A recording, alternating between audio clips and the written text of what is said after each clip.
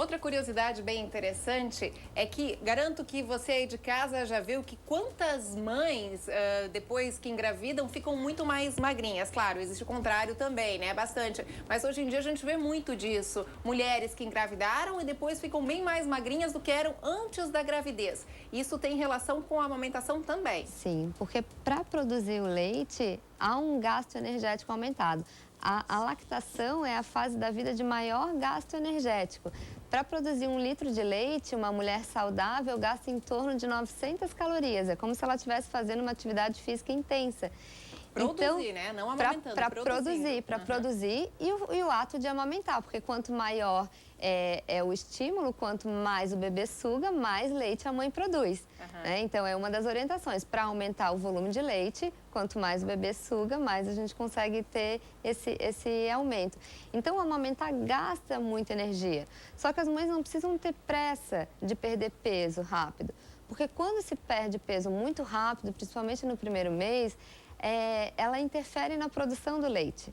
Acaba diminuindo a produção do leite. Então, essa perda de peso tem que ser gradativa, né? No primeiro mês, nos primeiros dias após a gestação, a mãe vai estar sempre mais inchada, porque demora pelo menos 1 mês para ela restabelecer o seu equilíbrio hídrico. Não foi de um dia para o outro que ela ganhou aqueles 12, 13 quilos, né? Então, pelo menos 1 mês ela vai demorar para voltar ao peso, assim, realmente aquilo é o que me pertence agora, e depois com a amamentação e uma alimentação equilibrada vai perdendo aos poucos. Mais uma ligação, alô, quem fala? Alô? Ai, caiu de novo a nossa ligação, pena. Bom, mas só continuando com relação também ao que a gente falou de curiosidades agora, a gente está falando várias curiosidades interessantes com relação ao cálcio, a gente falou com relação ao ferro, a queima calórica é muito importante. Outra curiosidade bastante interessante é com relação depois da amamentação, né? Como, daí não estou falando de alimentação da gestante, mas sim do próprio bebê, do filho, que também tem que ter um cuidado sobre como colocar, então, a comida na alimentação do bebê. Ou seja, depois de só leite, agora sim vem a comidinha, vem a papinha. Isso. E é até um ponto bem interessante que eu trabalho muito com a nutrição materno-infantil, né? E no meu consultório novo, eu montei uma cozinha experimental, que eu vou dar alguns cursos, e os primeiros cursos que eu vou dar vai ser de como introduzir a alimentação do bebê. Então, o ideal até os 6 primeiros meses é que se a mãe estiver amamentando, continue amamentando de forma exclusiva, sem incluir água, sem incluir chá. Por quê? Porque o leite materno é um líquido tão precioso, tão nutritivo. Tem tudo, né? O doutor Bellarmino sempre fala isso aqui no nosso quadro. Isso, e o bebê tem um estômago tão pequenininho, se nós incluirmos água, chá, vai acabar ocupando o espaço que o leite estaria ocupando e o bebê muitas vezes não vai ganhar peso de forma adequada. Tá? Então, a partir dos 6 meses, algumas mães a gente inicia a alimentação complementar aos 4 meses, porque voltam de licença maternidade, precisam trabalhar, então essa alimentação complementar pode ser incluída um pouquinho antes. Mas a partir dos 6 meses, vamos iniciar com papas de fruta, então 1 a 2 vezes ao dia.